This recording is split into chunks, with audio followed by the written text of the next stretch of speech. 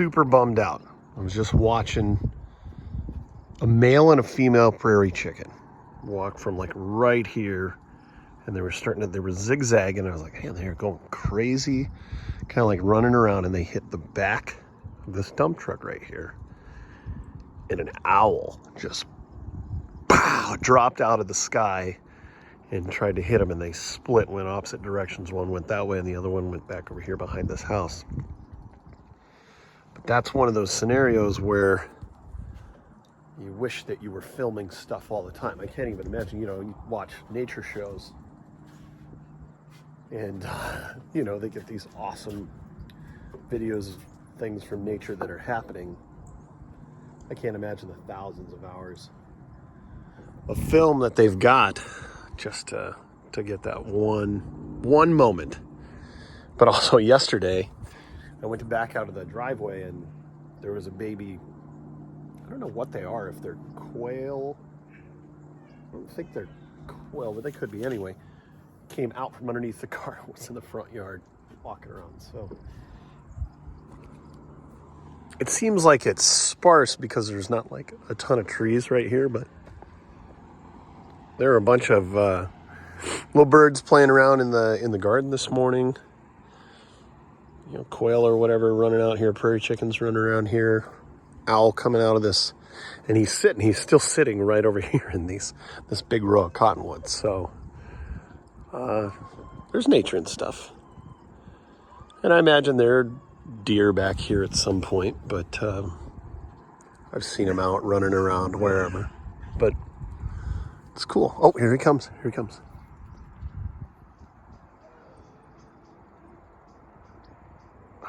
We're so far away. So whatever it's got, I'm pretty sure it's an owl, but it just flew from this edge of the pile over here just straight up and landed right in there. He's hunting. I don't think he got anything. I think he was probably pursuing the other quail or whatever was cruising around, but maybe I'll have to go back into the editing and see if I can pull that, zoom in on that over there to see if you can catch it flying around.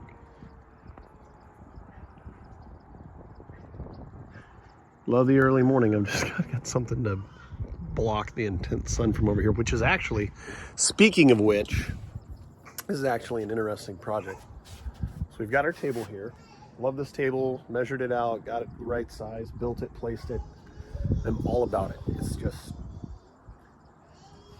the sun's always on the south side of the house just because of our latitude, so you're always getting sun until the last few moments of the evening because of the way that this is set up. You can sit back against this wall and catch a little shade. Well, I found one of the neighbors has a sunshade. You've seen them at like expensive restaurants. I'm gonna sneeze.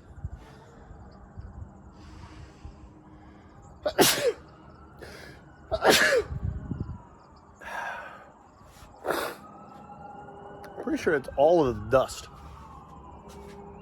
from harvesting the oats, wheat, everything else, whatever it is. The beets aren't bothering me. The corn's not dry enough yet. Speaking of which, you need to pull that corn out of the garden. But they have a shade, and I'm trying to figure out how do I anchor a post in this corner so I can pull a shade from this corner of the house out, this corner of the house out. It's $55 for a shade. That is 12 by 20, and this is 12.